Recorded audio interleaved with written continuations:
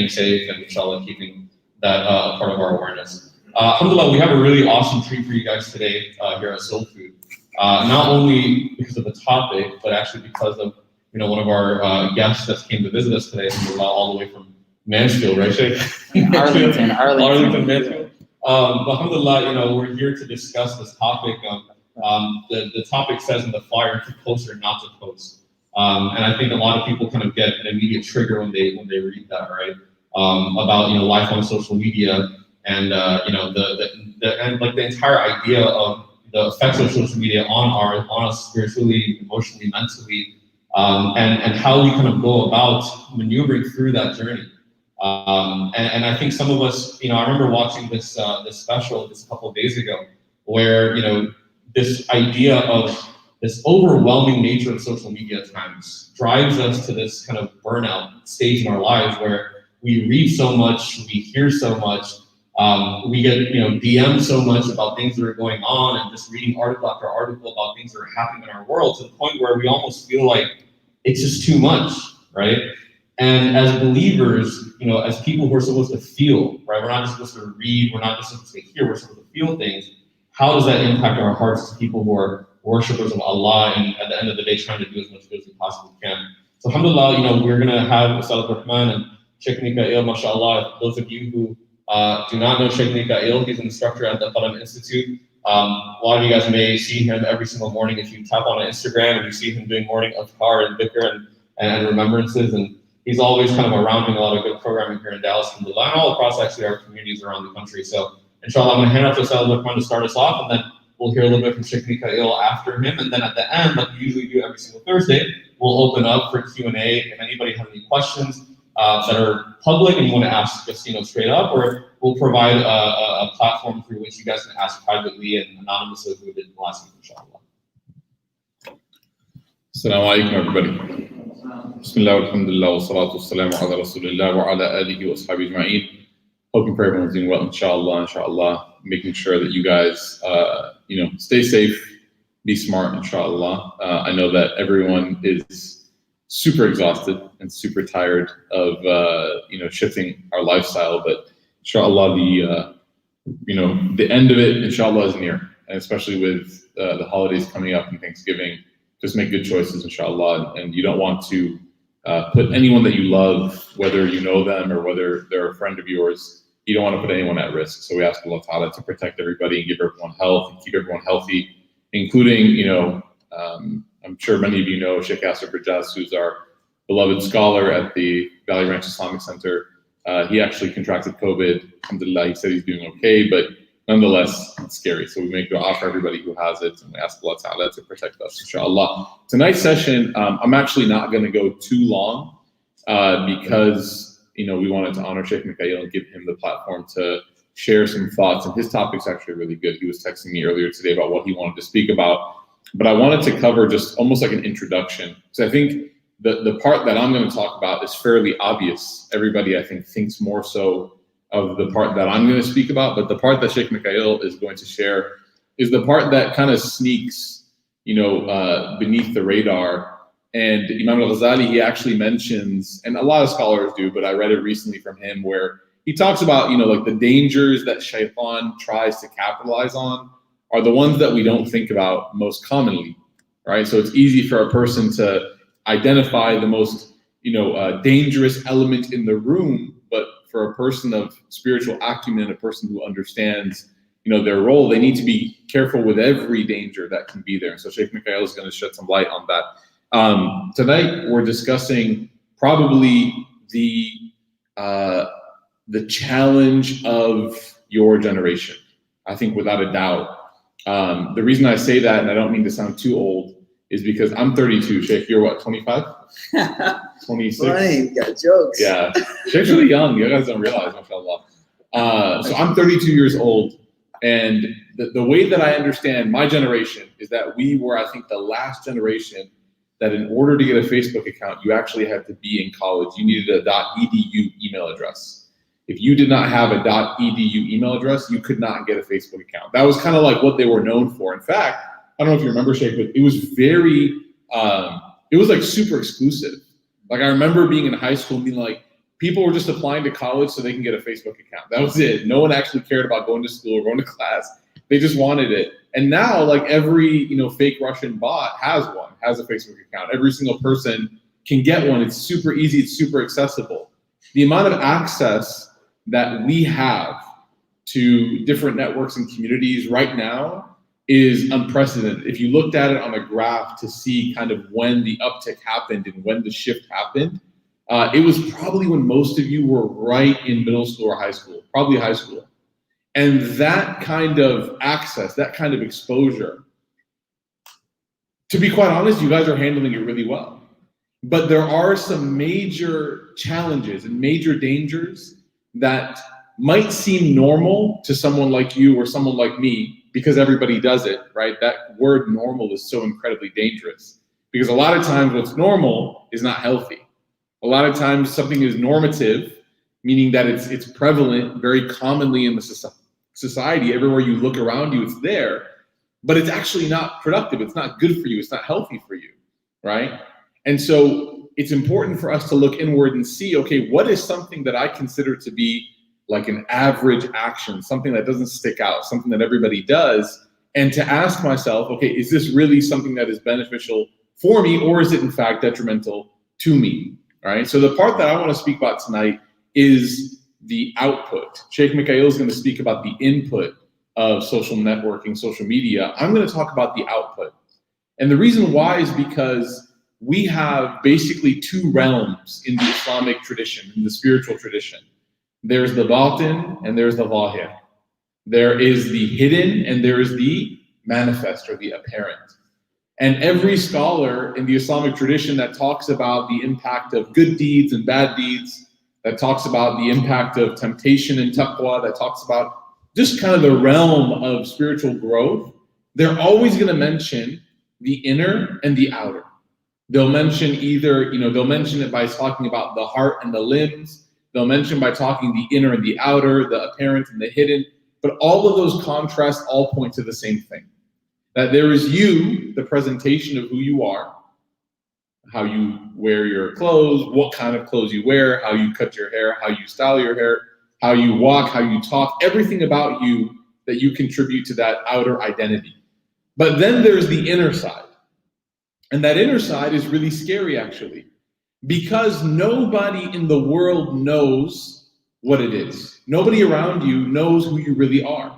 There was a philosopher, I forget the name, but I remember hearing this in a education conference I attended years ago, where he said there's three versions of every person. There's the public you, the private you, and the real you. The public you is the one that you want everybody to think is you. The public you is who you present yourself to be, whether it's on the internet or in person. You want everyone to think that that is who you are.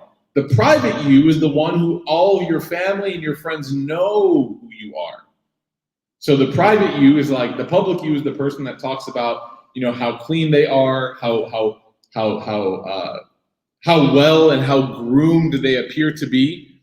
And then the private you is your mom yelling at you at home, talking about how filthy your room is, or how you need to, do your laundry, or how you need to do this. The public person is presenting one image. The private is the one that your real people know, but the real you is the person that you interact with just before you fall asleep every night.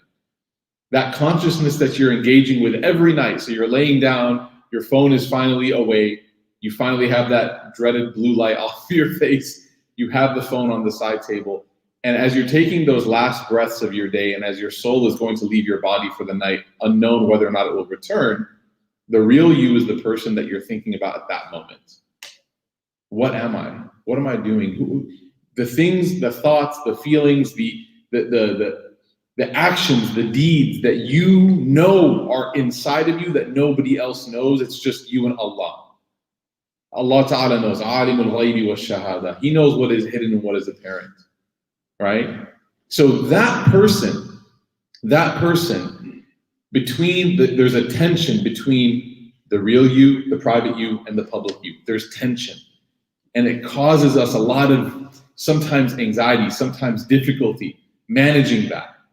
And we identify it with certain labels, certain terms, right? I want to be authentic. Anyone here ever heard this before? I want to be who I am. I want to be genuine. I want to be authentic. I don't want to be a hypocrite. Anyone ever raise your hand if you've heard these kind of like phrases before? I don't want to be hypocritical. I want to be authentic, right? I want to keep it 100. Like, I want to be who I am, right?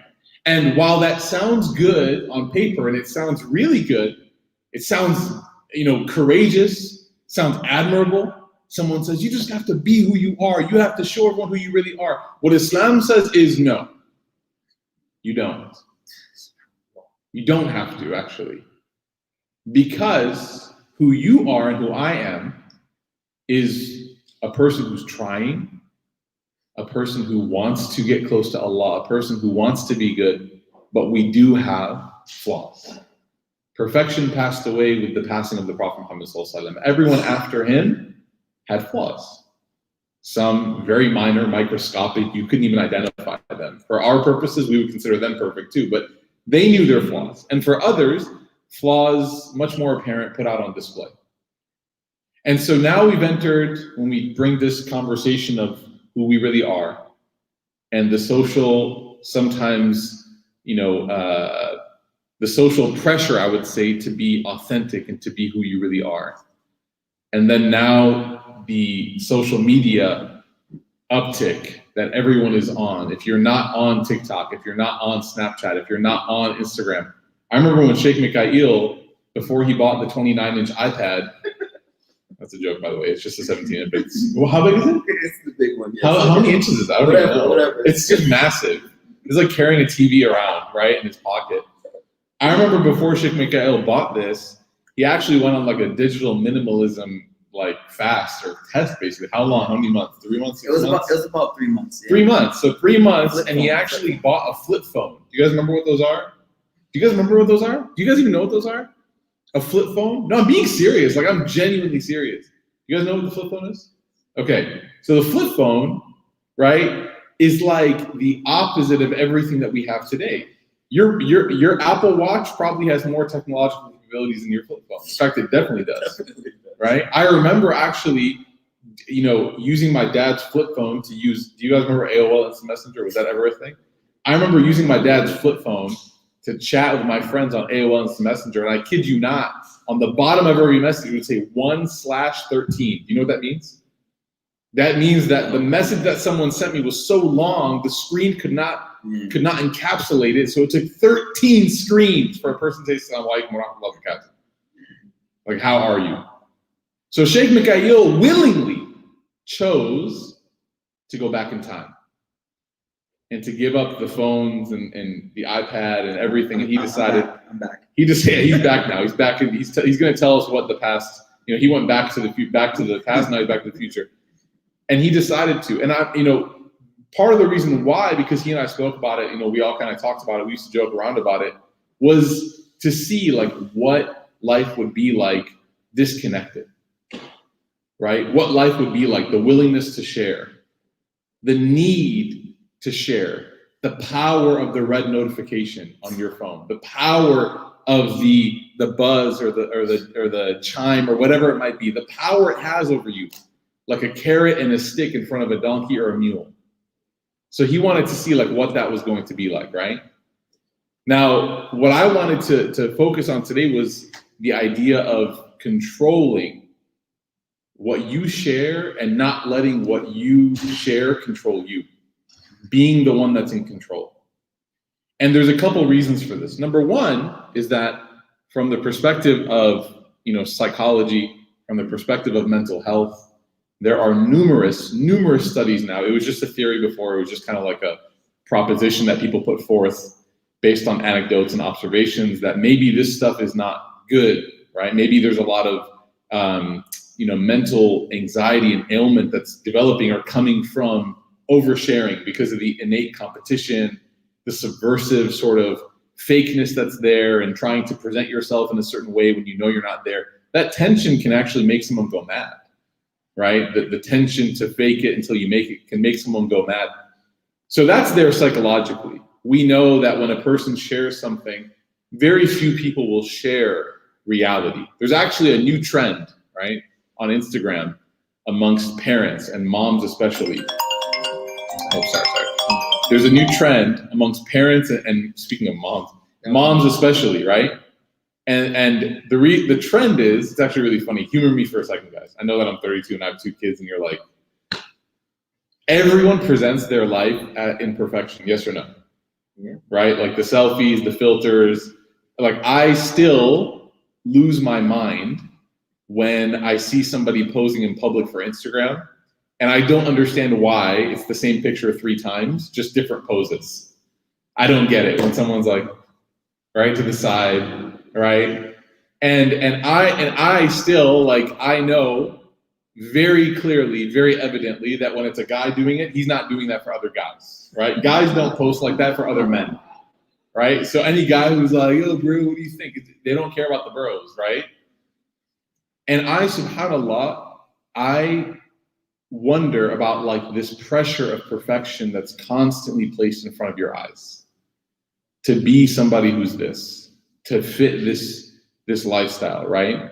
It's like when everyone found out that the rappers in making music videos back in the 2000s and the 90s, they were renting the cars. They were renting the mansions. I remember when people found that out, they were like, what? They don't own that? They don't have like 6 Bentleys and 4 Rolls Royces and like a Lamborghini? It's like, no, they don't. That's not even their home. That's actually the record label's, that's the record label owner's house that the rapper is using. The rapper lives in a 2-bedroom apartment in LA, right? I remember when it was like blew everyone's mind because the presentation, the bubble just burst, right? So that's number one, which is, what is this doing to me psychologically? The need to show, who am I showing to? Who am I lying to? Who am I trying to present myself to? So there's this trend of moms on Instagram that actually show you all the lowlights of their day. You know, it was like highlights. Oh, my kid ate, steel cut oatmeal with apricots for breakfast with Greek yogurt. And everyone's like, wow, mom, super mom, yay, like jazz hands. And then like, oh, and then after that, he, learned his numbers. And after that, he took a nap on his like organic, fair trade quilt. And after that, like he contributed to world hunger and ending poverty. And then after that, he used his like hemp diapers, and then after that, he went and rolled around some granola outside. And then after that, he went to bed at 7 p.m. and slept through the night. And me and my husband grilled salmon for dinner. It's like, you know what I mean? Like this person, you know what I'm talking about? He's laughing because he's a parent. He knows that there's this presentation. There's this present. So there's a new trend of moms on Instagram that are like, today, my son threw his G.I. Joe through the window and shattered it. And then after that, he took his hot dogs and ketchup for breakfast because I had nothing else to feed him and smeared it all over the kitchen. And they're showing all of these, not again because they want to create some like circus, but because I think pressure to perform was so great, it was so overwhelming, that eventually there came a critical mass of people that said, you know what, this cannot be upheld, this cannot be kept up. We can't do this. And so the desire to be perfect eventually was outweighed by the desire to be human, right? So that's one side. The one side is you're allowed to not be perfect. That's the way that Allah Ta'ala created you. Is He created you perfectly, but you are allowed to be imperfect, right? He created you perfectly in the way that He created you, but we have imperfections, and that's okay. What Islam teaches us, and this is really important, is that when and if you find out about those imperfections, and when and if you struggle with them, that it is your job, and in fact, it is good for you to not put those imperfections in front of the eyes of people.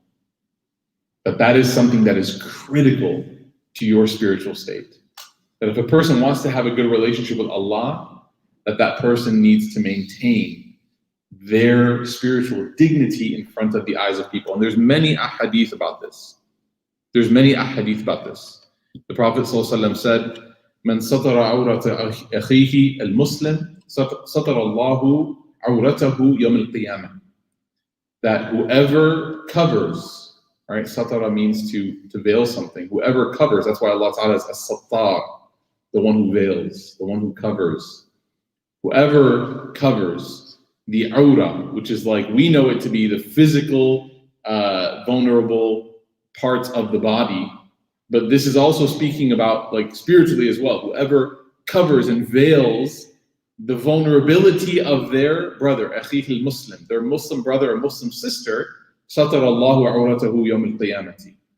that Allah Ta'ala will, on the Day of Judgment, will, cover that person on the Day of Judgment when it matters. So this is talking about, number one, covering up somebody else's flaw.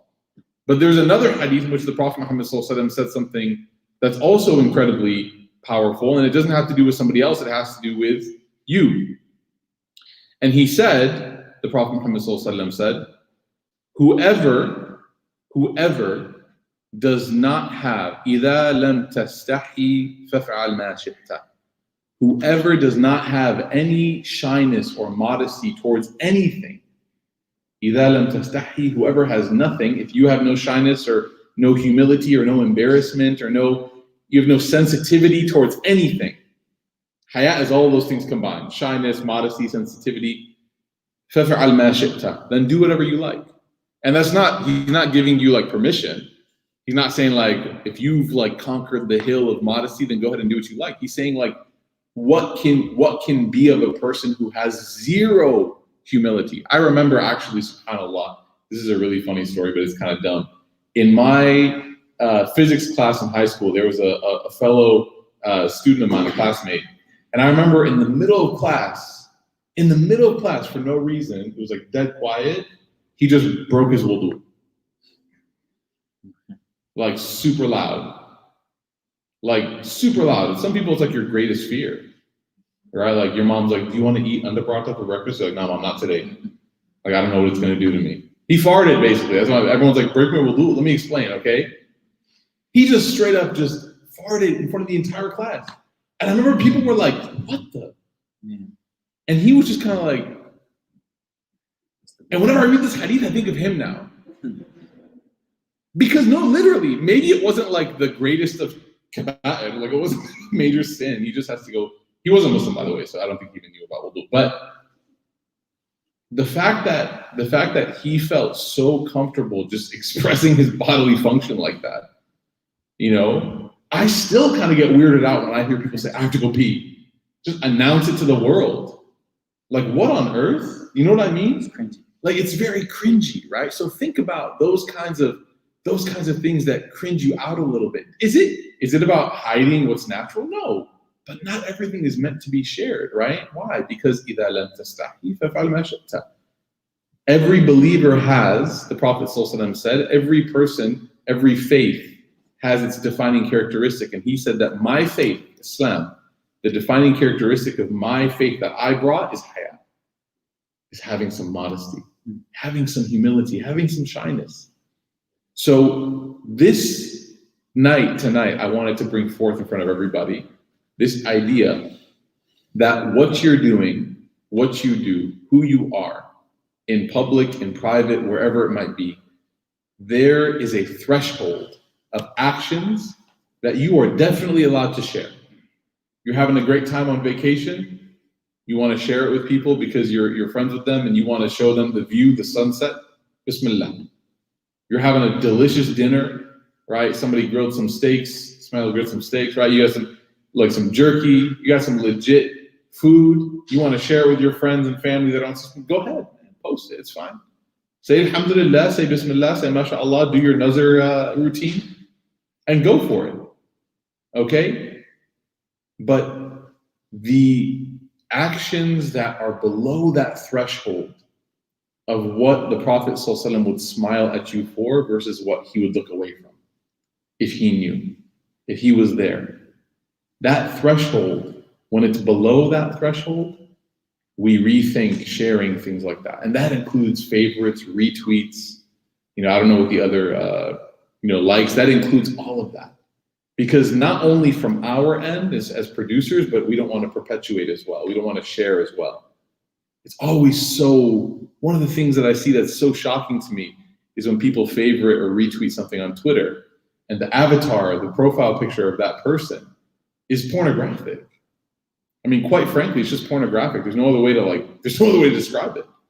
And I wonder, subhanAllah, do we wonder how on the Day of Judgment Allah Ta'ala is going to ask us about every eye that was laid on those pictures because we thought that tweet was funny and we thought that if we liked it or retweet it, it's appreciation or it'll give us clout or something. but we didn't think that everybody who looks at that, they're being impacted negatively. These are the things that we have to think about. And I know some of y'all are like, it's not that deep, bro, but I'm here to tell you it really is. It really is.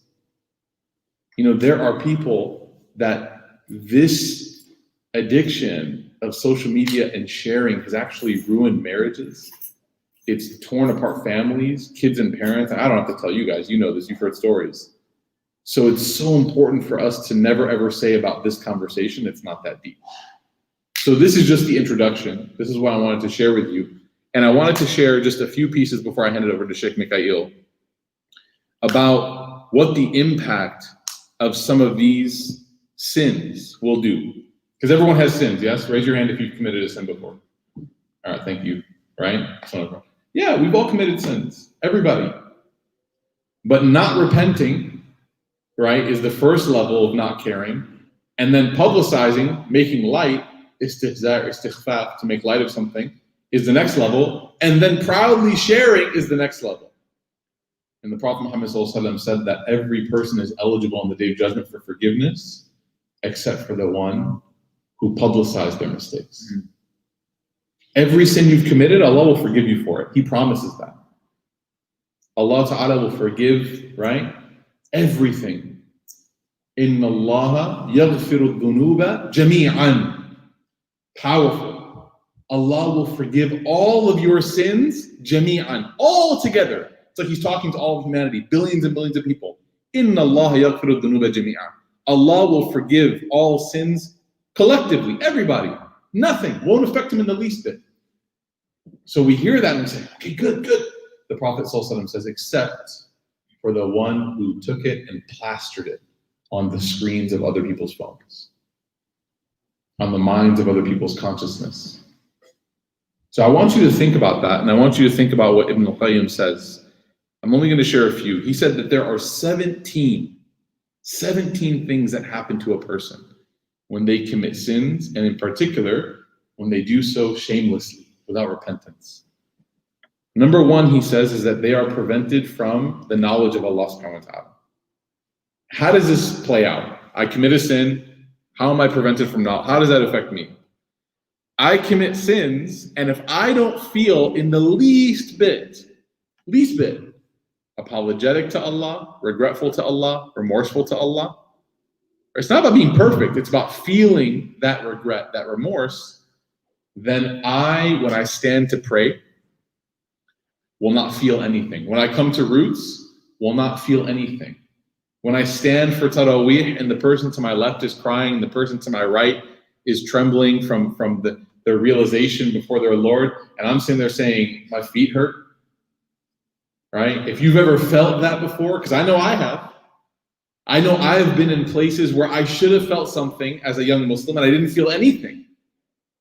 And the reason why was because my heart was so far gone. And maybe it still is. May Allah Ta'ala help us.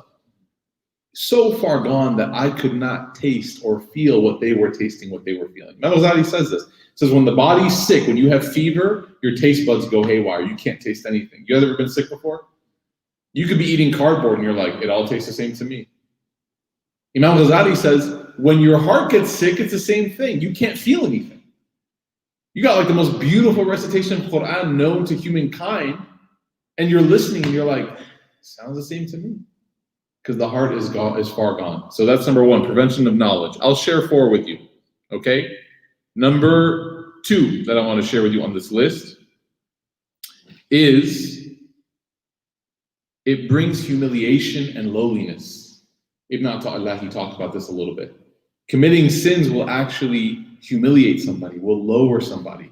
And this isn't talking about like a one-for-one transactional process.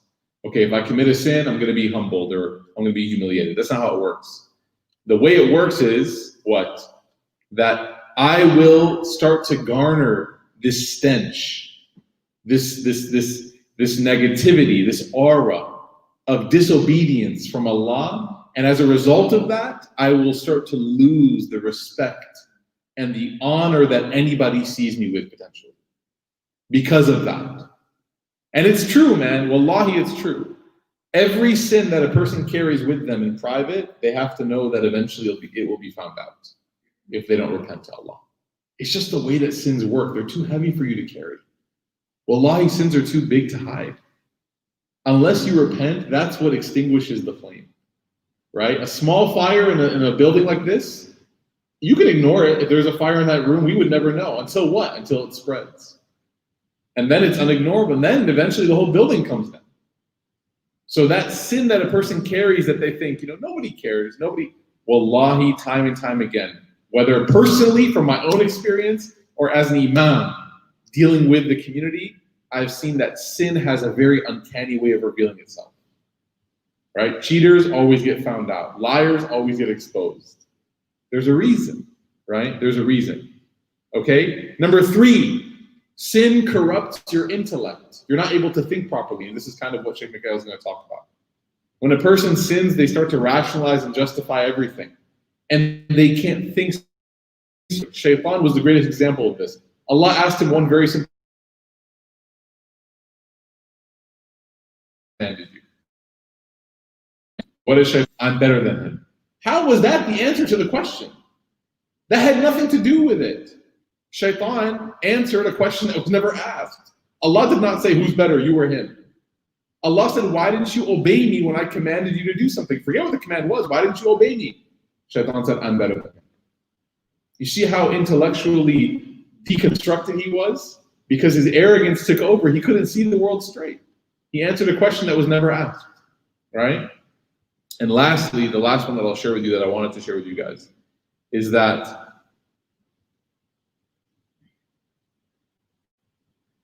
sins are one of the reasons why Allah subhanahu wa ta'ala removes his protection from certain people. That Allah ta'ala has a default status with every person. That whenever every single person has the protection of Allah subhanahu wa ta'ala. But an unrepentant, flagrant, stupidly courageous, and there's a reason I'm using these terms, right? Because that's really what it is. Arrogant sinner who says, you know what? I don't care.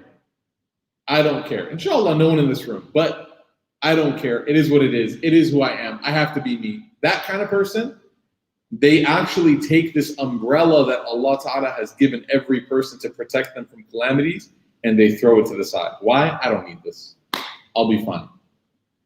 And in that moment, passing on that shield that Allah Ta'ala has given them, they open themselves up to serious trials and serious tests that they can come back from, but why would you ever want to experience it in the first place? So we ask Allah Ta'ala to protect us. We ask Allah Subhanahu wa Ta'ala to give us wisdom in what we share, to allow us to be people that don't feel this tension between who we are and who we portray ourselves to be. And we ask Allah Subhanahu wa Ta'ala to allow us to be people that when we do engage, when we do share, when we do post, when we do retweet or like something, that we always think of the face of the Prophet Muhammad Sallallahu Alaihi Wasallam. We think of his smiling face. And we think of the day that we're going to have to meet him and say, Ya Rasulullah, here's my timeline, here's my feed, here's my algorithm, what do you think?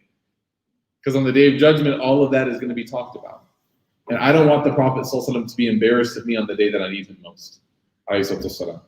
Barakallahu feekum, everybody. Inshallah, we'll allow Shaykh Mikaeel now to share some better thoughts. Jazakallah khair.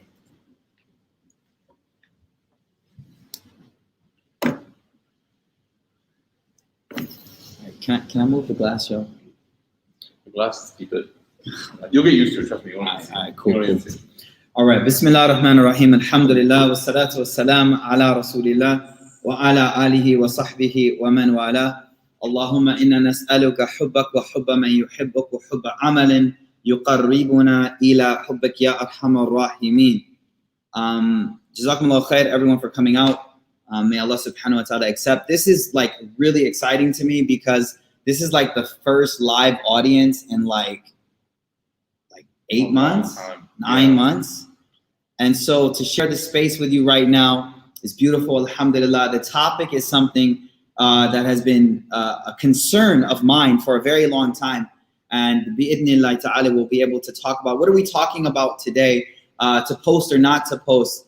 Ustadh did a great job speaking about, you know, the output, right? That desire to want to show everyone, that desire to want to put out there.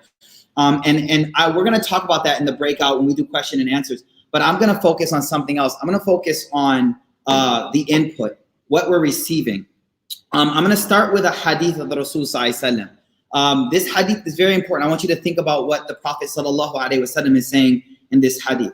The Prophet Sallallahu Alaihi Wasallam, in one hadith, he said, "Istahyu min Allah haqq al-haya." He said, have shame before Allah subhanahu wa ta'ala as is due for Allah subhanahu wa ta'ala. And I know shame is a word in our context, which is like, no, you should never have shame, and you're really woke if you don't have shame for anything. And I ain't even gonna get into all that right now. But anyways, so the Prophet ﷺ said, have shame before Allah subhanahu wa ta'ala. And the Sahaba, they're like, فَقَالُوا يَا رَسُولُ اللَّهِ إِنَّا لَنَسْتَحْيِي مِنَ اللَّهِ وَالْحَمْدُ. They said, yo, we have haya, alhamdulillah. They're the Sahaba, right? They're like, we have haya. And the Prophet ﷺ, he says, لَيْسَ ذَلِكَ. No. You don't even know what I'm talking about. That's not haya. وَلَكِنَّ الْإِسْتِحْيَاءَ مِنَ اللَّهِ حَقَّ الْحَيَاءِ. The true type of shame or haya before Allah is, listen closely to this, أَن تَحْفَظُ الرَّأْسِ وَمَا وَاءَ وَالْبَطْنِ وَمَا هَوَى. The Rasul ﷺ, he said, you know, nowadays in the last like 7-10 years, having a alternative diet is very like in. Like you're either vegan, you're no carbs, you're high protein, you're keto, you're vegetarian, vegetarian with vegan is honey and no honey, something like that. Whatever. Point being, nowadays, to be a conscious consumer of food, to be a calorie counter, to know what you're putting in your body, that has become a very like woke thing. Oh, I don't eat that. I don't eat that. You guys don't even have anything with no meat in it? Oh, really? Wow. Oh, wow. Can't believe you guys, right? So this is very interesting. It's become very, very like thing to be a conscious consumer. But what's interesting is in this hadith, the Prophet ﷺ, he correlates the intake of two things, which is really, really interesting. He says, one is to protect your stomach and what you put in it. The second is to protect the brain, the mind, and what you allow it to contain as well. And so what I find very interesting is that as science increases and as our discoveries increase, we still have so much ignorance, man. It's like, 7 million people, how many? 70 million, right? Never mind, forget it. But a large number of people, despite the level of education, we have this kind of ignorance that is in our interactions. And so the reason I'm bringing that up is we all know the harms of certain things calorically, sugar, carbs, things like that. But that doesn't stop the diets that we have, especially in America. Now, the research is clear now about the psychological, the neurological, and the cognitive effect of taking in certain types of imagery, but unfortunately, we don't heed those messages. Like, that's not something we're really paying attention to. Why, bro? I'm just chilling. I'm going on my phone. It's not a big deal. I'm just chilling for a minute. I'm just checking my feed. You know what's crazy? Why do we call it a feed? Because you consume it. Because you consume it. And you are what you eat, so you better check your feed real quick, yo. Because whatever you're scrolling through, that's what you're feeding on. And whatever you're feeding on, that's going to be the reality of your brain. That's what you're going to walk around talking about. That's what you're going to walk around thinking about. And that's what you're going to dream about even. And so what happened to me is like I'm at this kind of like, I'm not 27, by the way. My man's trolling me big time. Like double, like not double, but add 10 on top of that. But back like 7-8 years ago, I started to recognize what a cell phone was doing to me, what notifications were doing to me. I pick up my phone, I can't even remember what I needed to do. I can't even remember what I needed to do when I pick it up. And that made me like reflect. I started reading book after book on this. One of the first books I read, you can check this book out. It's called Hands-Free Mama. Hands-Free Mom. I know it's really whack, but whatever. It's about this woman who was raising her child, who was only 4 years old at the time. And she said, I took my child to the park like I did every day, but I mistakenly left my phone at home this one day. And so while she's playing, I'm watching her and I realize how many times she looks back to validate that I'm there with her present. And so what I realized, and I'm gonna come back to this, but one of the things I want you to realize is cognitively, you have an amazing ability within yourself. If you're able to focus and concentrate, you can accomplish so much. But guess what? Your attention is being bought and sold, man. And you don't have the same amount of focus that people used to have. And so that concept of being present, she was like, I'm there at the park and I don't have my phone. And so what happened, because I didn't have my phone, I ended up watching my daughter play. Now, I was watching a child psychologist just last night. He's like, the first 4 years are the most instrumental. The first 4 years, that's where you make or break that child emotionally. And unfortunately, for many of us growing up now, and the reason I said what I said earlier is there's so much information, but we're not changing our actions.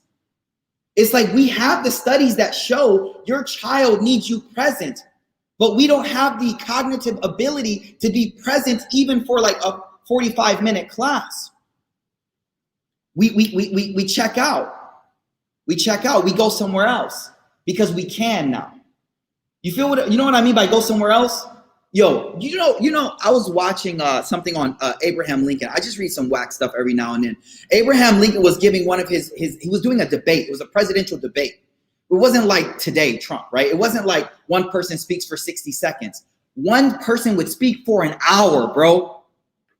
And then the next person would come up and rebut for another hour. These debates would go on for like 5 hours straight, 6 hours straight. And the audience would be present. And historians are like, what was going on in these people's brains? Well, it's simple. Cal Newport says, look, you used to have to deal with boredom in the past. You don't anymore.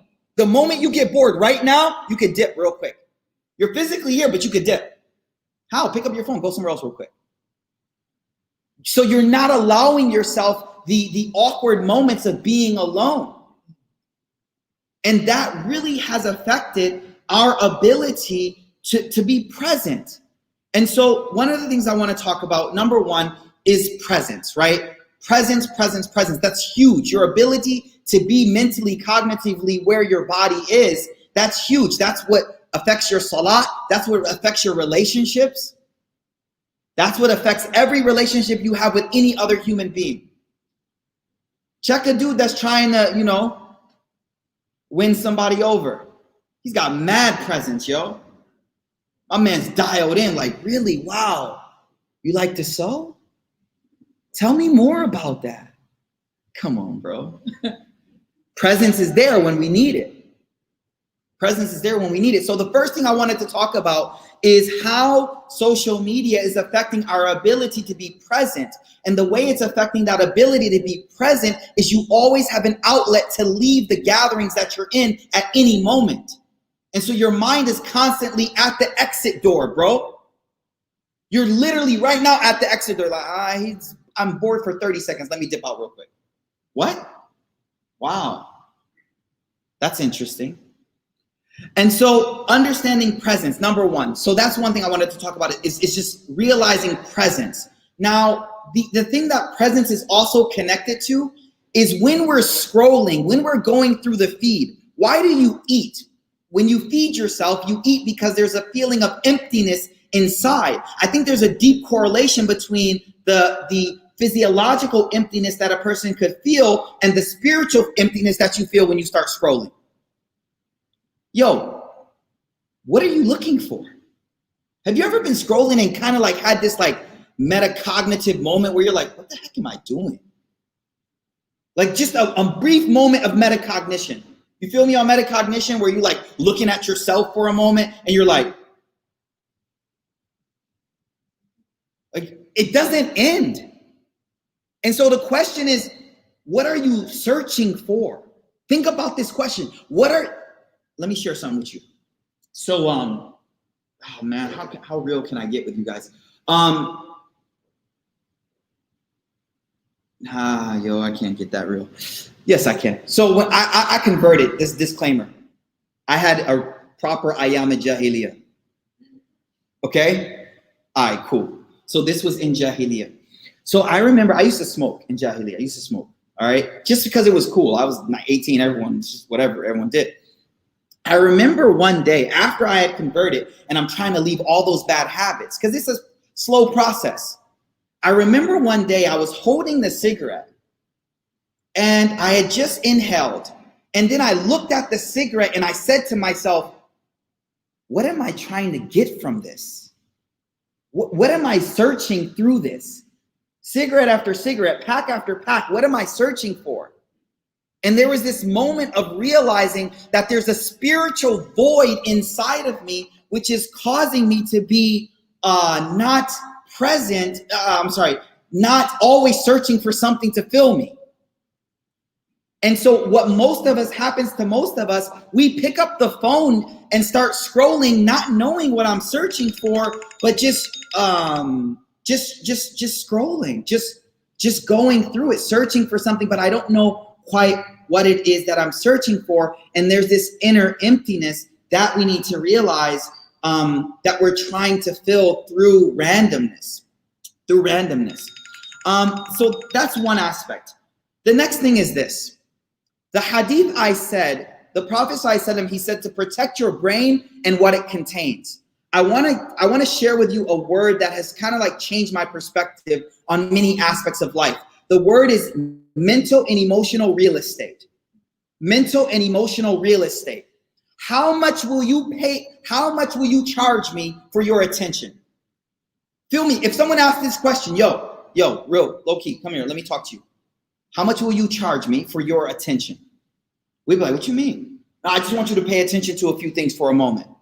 Like, how much you willing to pay, bro? Is it that valuable? Let me ask you a question. How much does a Super Bowl ad cost? How much does a Super Bowl ad cost? Millions for like 60 seconds? So wait, hold on. You telling me these economic geniuses that run these companies are willing to pay millions of dollars for 30 seconds of my vision? Am I that special? Hold on. I give it to you free on Instagram, bro. Why do you gotta pay? I already scroll all day on Instagram. Just put your ad on Instagram. I give you my time for free. But they know the power of you watching something. They know the ability. This is old science, guys. This is like 1970, 60 science, that if we let you see this thing for 60 seconds, we will affect you. I said to my wife the other day something, and I was like, yeah, just do it. She's like, Nike. Oh, no, I got it. So my wife, she's probably watching right now too. I don't know if she's on right now, but so my wife, like, she'll go shopping and she'll get like hungry really quick. Like, hunger will come super fast. So she'll get home and she's like famished. I'm like, yo, just ate, like, whatever. But anyways, so I said to her, yo, when you go out, you should take a Snickers with you. And she started laughing. She's like, a Snickers? How many of those commercials did you watch? Yo, hungry, grab a Snickers. And it made me think. I'm like, dang, man, I've been programmed. But they got me. I literally said, I was like, you should take the Snickers with you. Like, what's wrong with you, bro? She's like, Snickers, that's horrible. Like, Snickers, you could have told me a granola bar or something. Why a Snickers bar? So the reason I'm trying to say this is, look, don't sell yourself cheap. Your heart is a vessel that was created to know Allah subhanahu wa ta'ala, but they will fill it, if you let them, with every other garbage there is in the world. And here's the thing about a feed. You don't even know what's coming next, bro. You don't even know what's coming next. You're like a I love y'all. I'm not trying to disrespect nobody. But like the garbage disposal, you just put whatever comes next, it turns on, it consumes it. I'm saying, yo, your heart is precious. Your mind is valuable. And I'm proving it to you because CEOs of Pepsi will pay millions of dollars for 60 seconds of your attention, just so you get it from that side. I'm already showing you the Prophet ﷺ said your attention is valuable. So I'm hoping that makes us realize, like, what does it mean to give my attention to things? Now, there's another aspect as well. A lot of us come from households that weren't that great. Baba wasn't there, or Baba was abusive. Baba was this, Mama was that. So there's another aspect I think is important about this. Are we going to perpetuate that cycle of, let me come at this from a different perspective for you. There's a social network of people. All of us have social networks. Social networks, okay? Social networks are people that you interact with.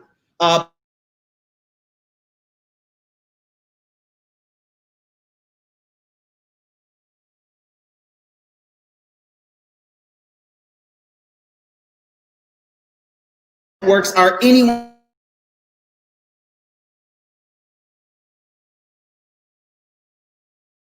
Like 5 people.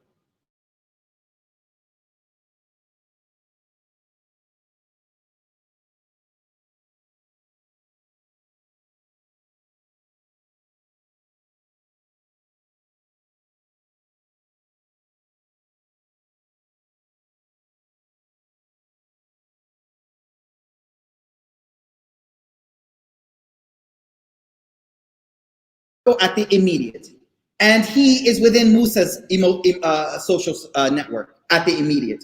Both of them provide something psychologically and emotionally that no one in the entire world can give. Does that make sense to everyone? What's happening to us today is that social media by nature pulls my attention from the immediate circle to like the 10th layer, bro. Do you know 10th layer? That's like 500 people who I just know by face. So instead of spending quality time with wifey or mom or my little brother, your little brother don't got no other brother, man. You're the only one. If you expect some other person to become that your little brother's brother, it ain't happening. I'm sorry. But you want to be on social media all day with Fulan friends and Fulan followers.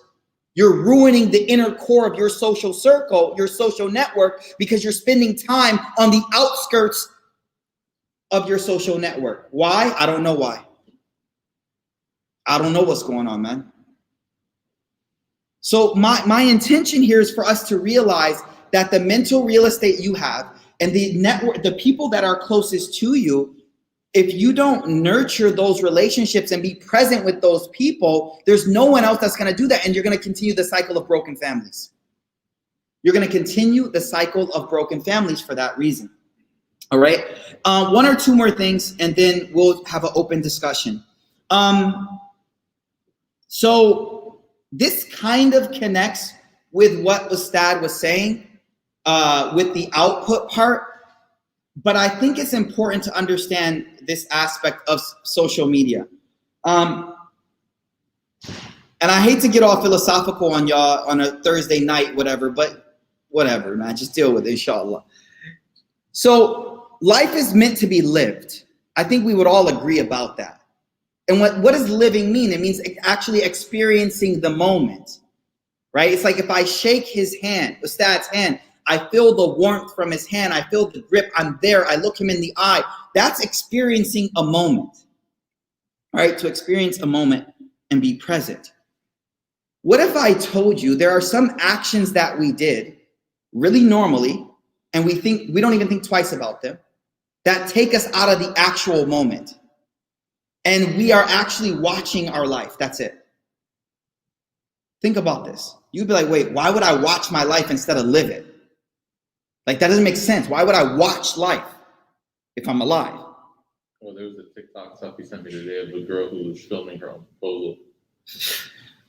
That's exactly what I'm talking about. That's what I'm saying. Look, he said, I don't know if y'all can hear him. He said there was a TikTok video about a girl who was filming her own proposal.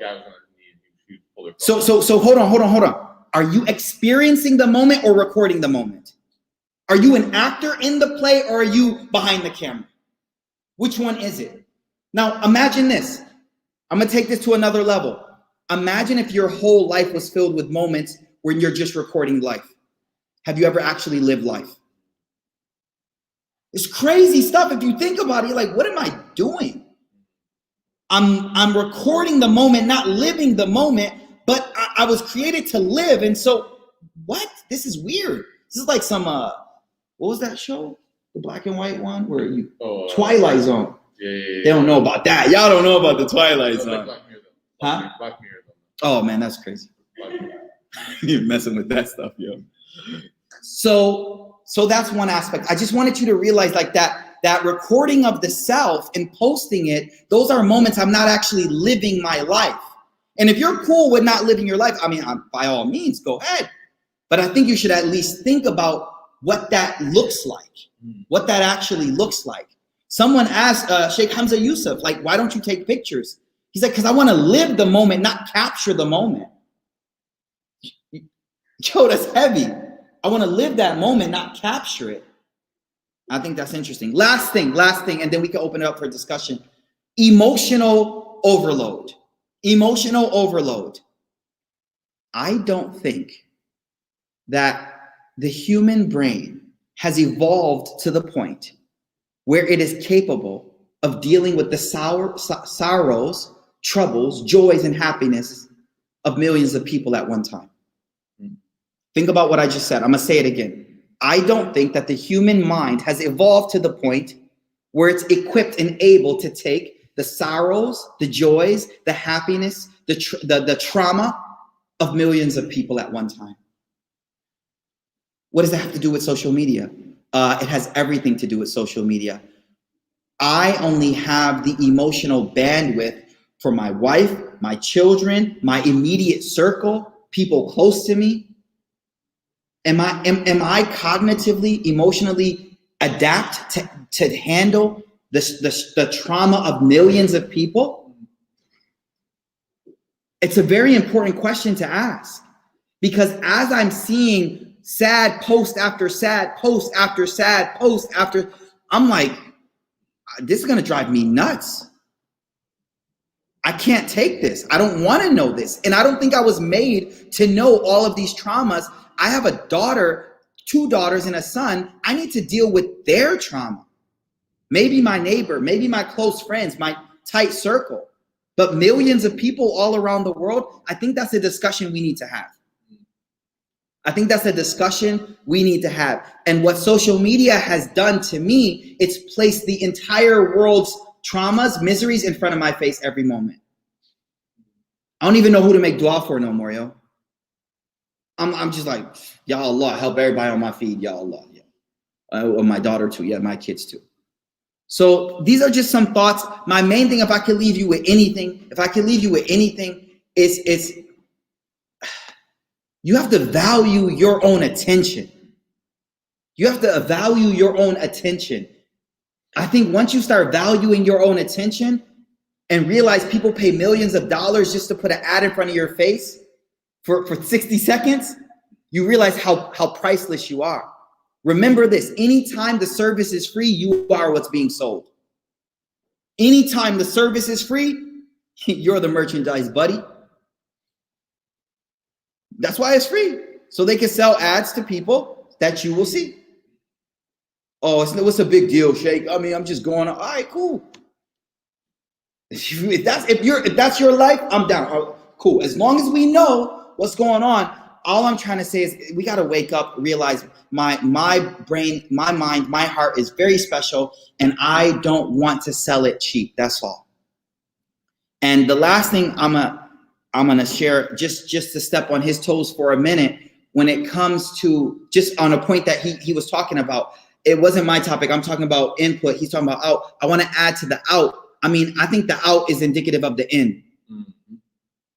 The reason we need that, I feel, I'm not trying to project on everybody, but you can assess this for yourself. But the reason we have to put out so much is there's an emptiness within.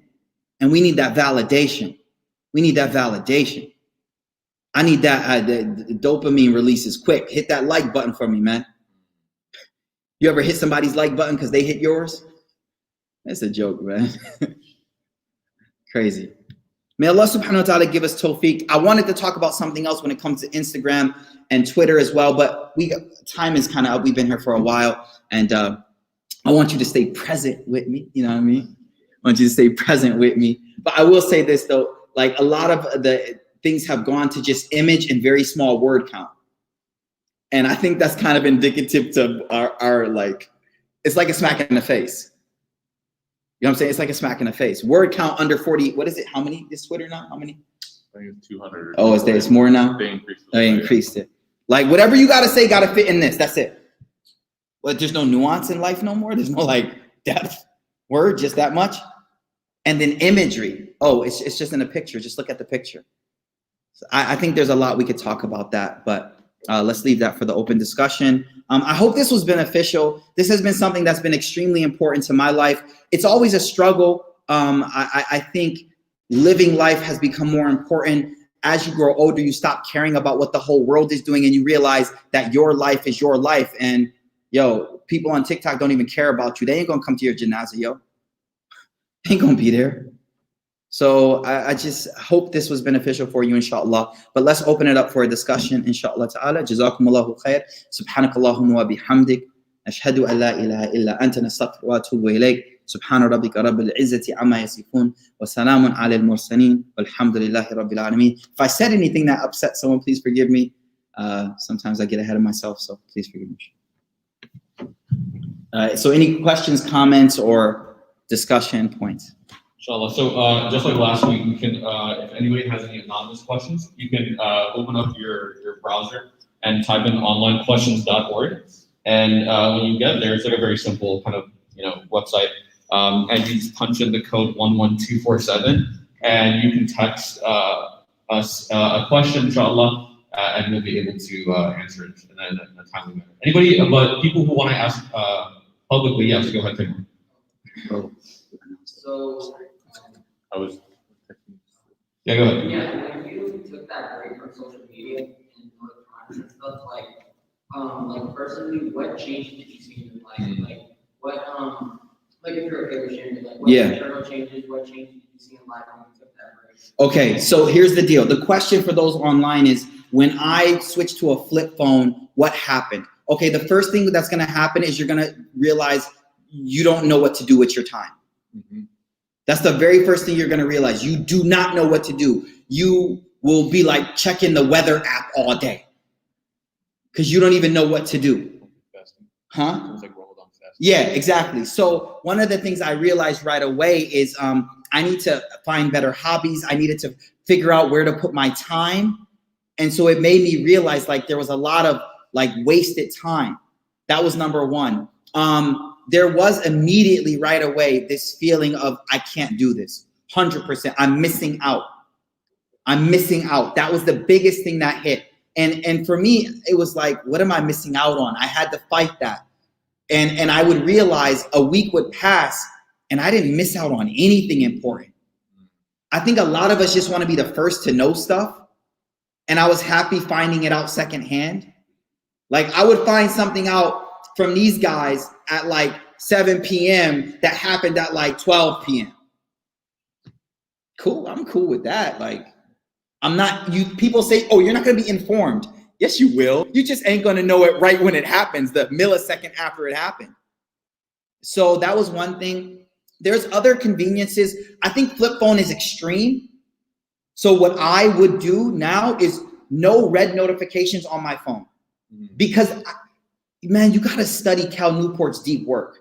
You got to study Cal Newport's deep work. You got to study the shallows. Or watch Social Dilemma. Social Dilemma is great.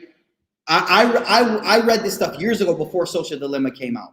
But like they literally use the same things that were used in gambling casinos to keep your attention on the phone.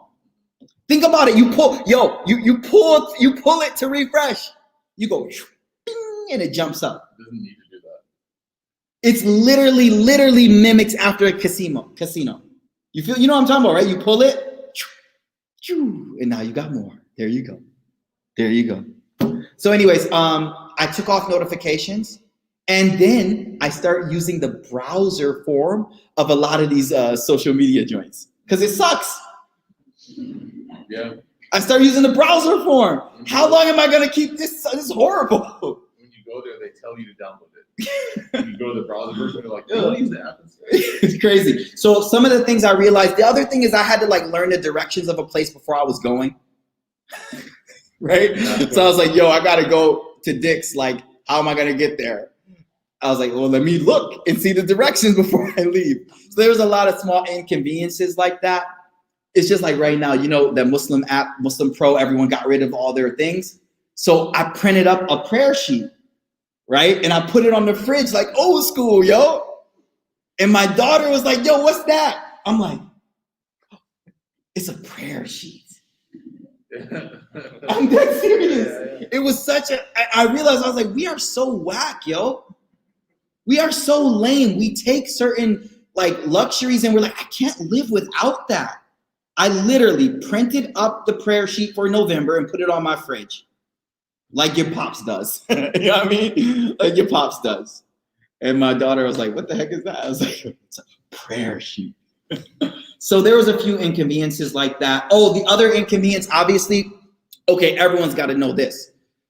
Some people love to like text you and expect you to answer instantaneously. MashaAllah, you've trained us, alhamdulillah. Me? I mean, you don't like. I'm bad. I know, that's good. Yeah. That's good. I love it. I'm serious. People are like, I hope I get a response from you. So we expect immediately, like, if I message you, you better get back to me right away. That's the way the world is now. My kid is on the toilet and I got to clean her. My other kid just bumped her head and like, I got to console her. My other kid said, Baba, you're always teaching classes. You never play. I can't. Astaghfirullah, bro. You know what I'm saying? So let me tell you this issue. Texting was so crazy. People would text me. I'd call them. Yeah, what's up, yo? They'd be like, who died? I was like, yo, you got something to say? What's up? What's going on? Oh, I was just wondering if, okay, cool. Yeah, that's great. All right, sorry. Done. So I had to like train people to interact with me a little different. I don't recommend the flip phone now.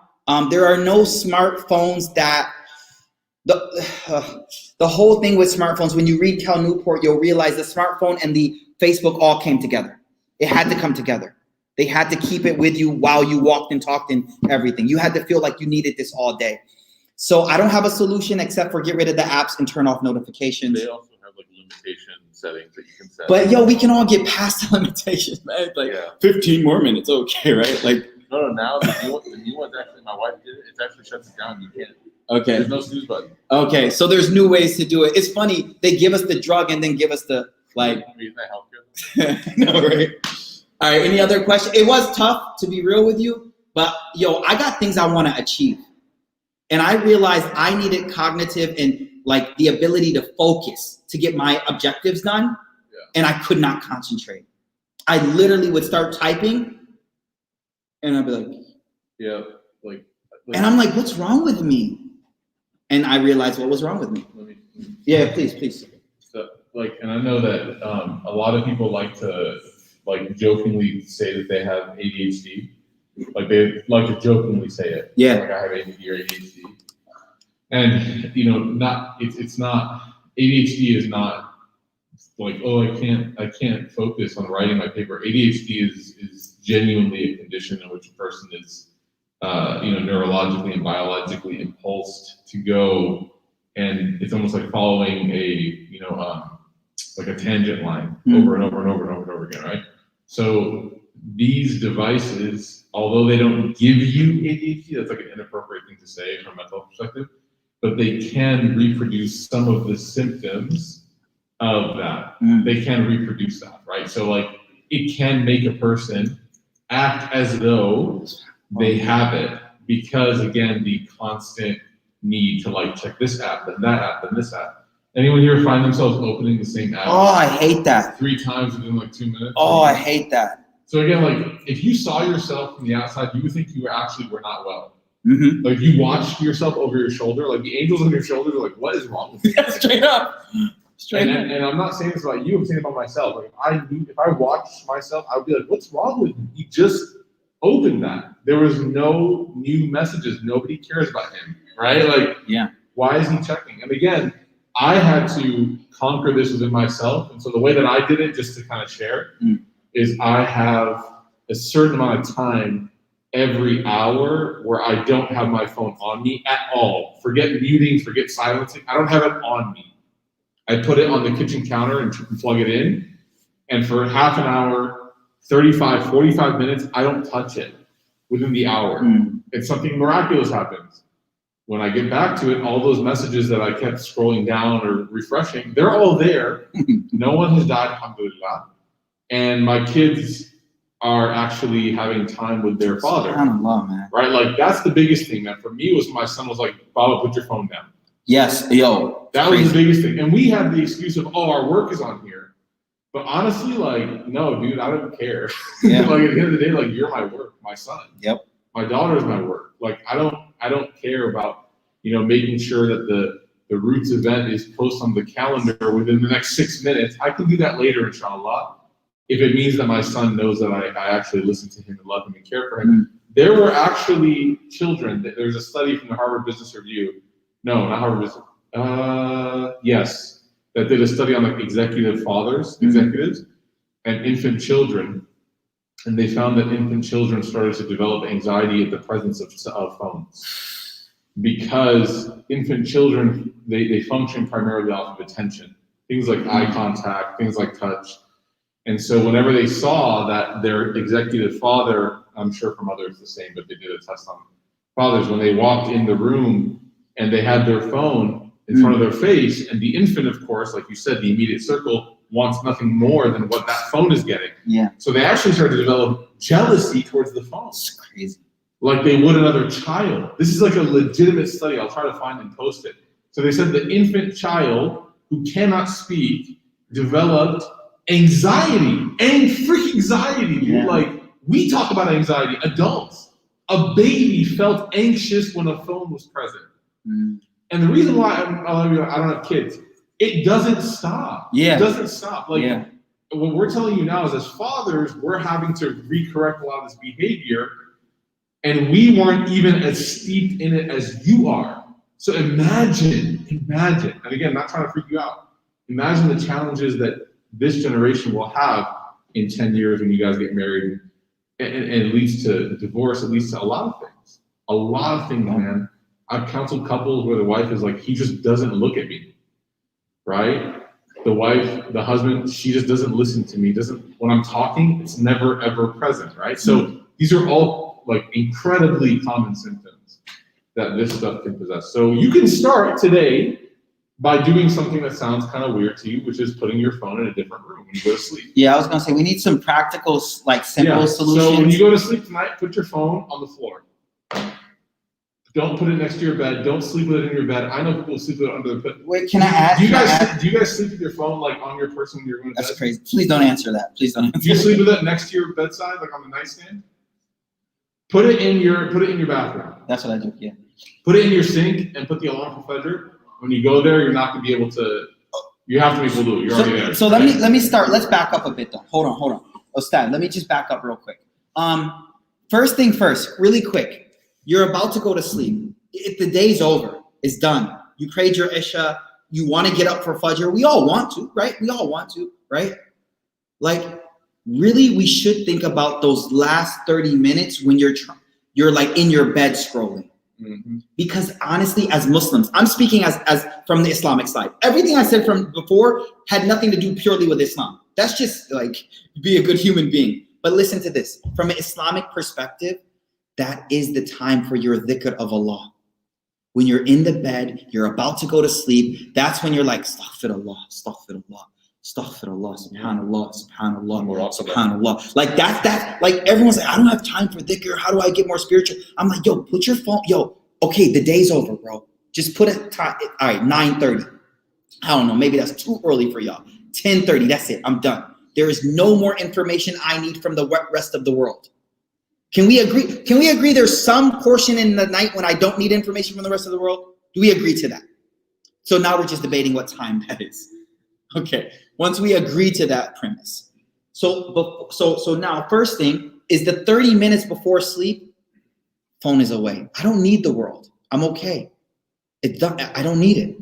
It's done. It's done. All right? Okay, now we move to this next step. Phone is away from me when I go to sleep. Now here's my next thing. You don't have to raise your hands. It's rhetorical. I'm asking myself, how many of us the first thing we do when we wake up. Mm-hmm. Ooh. You can't even see. Your eyes haven't even opened yet. It burns. Yo, You're like, God, hurry up. My phone's waiting for me, right? As your eyes. Oh my goodness. How many of us, the first thing you do after you turn the alarm off for tahajjud or fajr, you check one of those apps. Now you may be like, what's the big deal? So what? Where's your heart supposed to be? Why is your heart in the other? Why do you care so much about everyone else? When you just woke up from Fajr, like you should be questioning yourself, what's wrong with me? Like, that's not healthy. Yeah. Now, from an Islamic perspective, you should be Alhamdulillah alladhi ahyana ba'dama amatana. You know, all these du'as, Alhamdulillah, Ya Allah, you gave me life. All right, let me get up, let me salli. All right, let me do some dhikr a little bit. Before I even touch, try your best. I'm gonna give you simple. For 1 to 2 hours after you wake up, and everyone's a little different. For me, I could say like, if I wake up like 5 o'clock, then I'm gonna try to go till like 7, where I don't really touch or check an app. Not touch a phone. Maybe your Quran's on the phone, maybe your du'as are on the phone, but I'm not gonna check an app. I don't need to know what Twitter says. I don't need to know what Instagram, for like 2 hours. And then when I want, I'm gonna check it. I guess my point is I want me and you to learn to learn to control it. Once you realize you're out of control, then you'll be like, yo, man, what's going on? All right. One more thing is J.K. Rowling's the one who wrote Harry Potter? Yeah. Okay. Do you know she used to rent, right? No, like in the Ritz Hotel. Oh, yeah. She used to get a room, like a very, very expensive room in a very, very expensive hotel to seclude herself in order to write that book.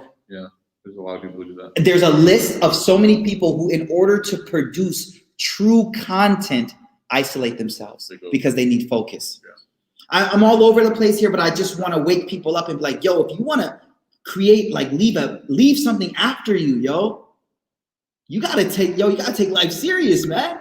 And you gotta start learning, like, okay, I gotta take life serious. Well, I need to concentrate. And I'm hoping you get that message. So practical step, 30 minutes before sleep, put it away. Put it away 30 minutes before. See if you can put it out of reach. My thing is, see if you can put it out of reach. Can you put your phone in a place where you won't be able to reach it when you wake up? That's my whole thing. So whether it's like on your far dresser, like in the corner, on the floor, whatever, just see if you can put it out of reach. See what happens. See how you feel. If you feel pain, if you feel irritated, like go deal with it. No, it's okay. Yeah, it's okay. That's a good sign because you're working on it. Anyone else? I'm so sorry to monopolize that question and take it all over the place. Any other questions or comments? No questions, just comments. Sometimes you're feeling something, and when you say it, another brother is just like, SubhanAllah, that's exactly what I'm going through.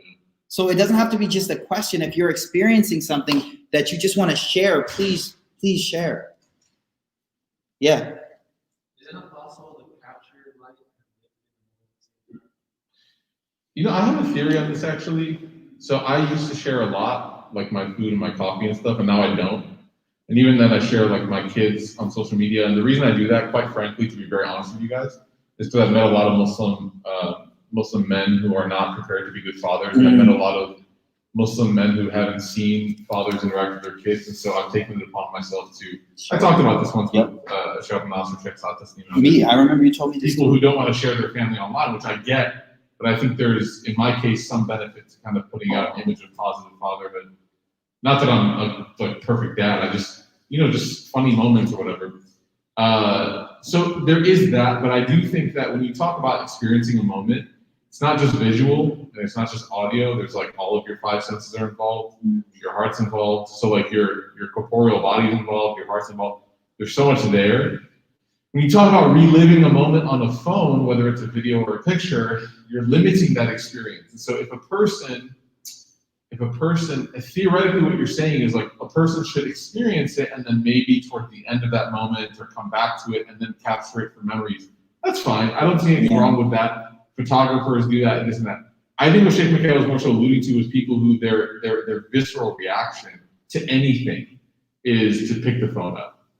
right? So that was the video that someone sent me today on TikTok, which is like a woman whose fiance is on one knee on a rooftop, and she literally pulled out her phone to film the ring.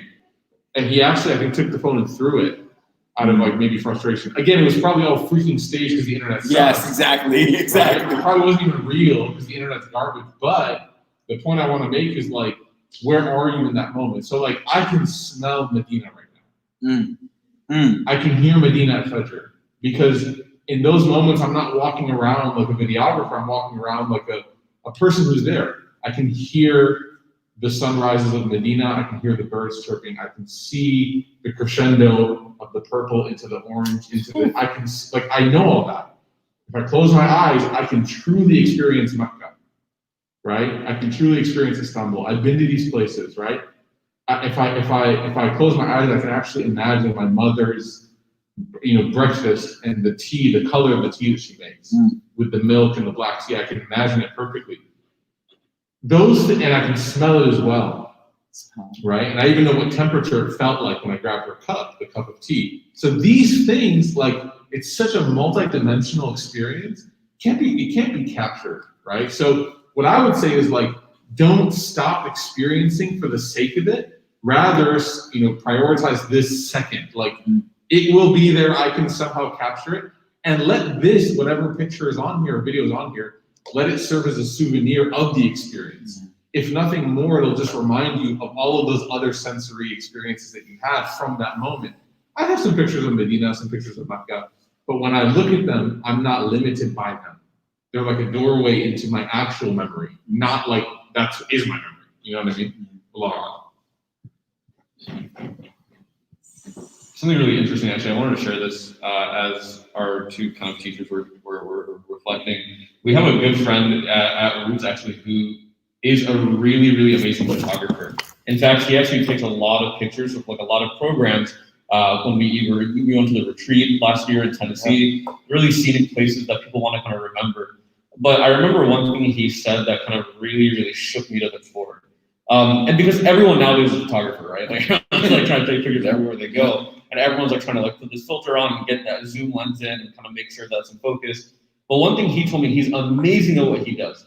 He said people who take pictures for the sake of taking pictures are really bad at it. He said the first part of taking a picture is that you have to use your eyes to actually be there. Wow. He said that's why everyone's like not good at it. And you can ask yourself, like, we're very picky on like who we want taking photos of like certain things, because like to do that is like extremely amazing skill. That's interesting. But in order to do that, you actually have to use your real eyes and not that lens in your camera. And when he said that, it kind of hit me really deep, because we're all trying to like capture these moments, right? Like, I want to take a picture of this, and picture of that, picture of that. But as he was saying like a second ago, the best memories you have or should have are things that you actually didn't take a picture of. Shaykh Hamza was talking about this actually like years ago. I remember watching like a video that he did like years ago. He goes, when I close my eyes, I see my teachers. He goes, when I close my eyes, I see like those moments that I never took on a camera. And you can never replicate those moments ever in your life. Never. And that's why there was like a study done, by the way. It was like Georgia Tech. I remember I read this article a few weeks ago that people before like smartphones and cameras came out, they had better memories. They have better memories. It's amazing. Why do people struggle? People in this generation struggle memorizing Quran. It's incredible when you really think about it, right?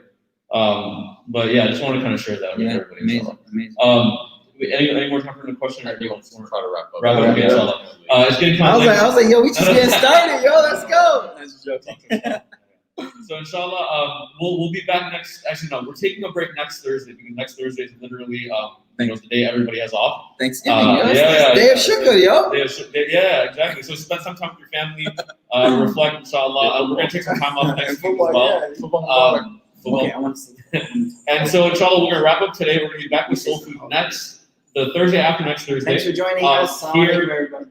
as they're saying bye. It's good. But inshallah, we'll be back the week after next Thursday. On your way out, just kind of like a housekeeping announcement. Our brothers over here, just first and foremost, say alhamdulillah that we have our volunteers here at Roots. Our brothers are literally here to walk people to their cars. Wow. So when you go out the front doors, number one, pick yourself up a meal. We have meals alhamdulillah to go like we do on Monday nights. So pick yourself up a meal. I believe it's like New York East from Arlington. It's Sheikh's food. So inshallah, Let's go. Let's pick it up on your way out, inshallah. There's pre-packed boxes. And one of the brothers will be taking anybody who parked on the left-hand side of Zayn, anyone who parked on the right-hand side, and people who park behind the building itself. So inshallah, the chaperone who's going to walk you each way, and they'll all be there for you. Say alhamdulillah, say thank you that they're there for you. Inshallah, and the rest of y'all will see you. Assalamu alaikum. Is that the qalb is aware of what it's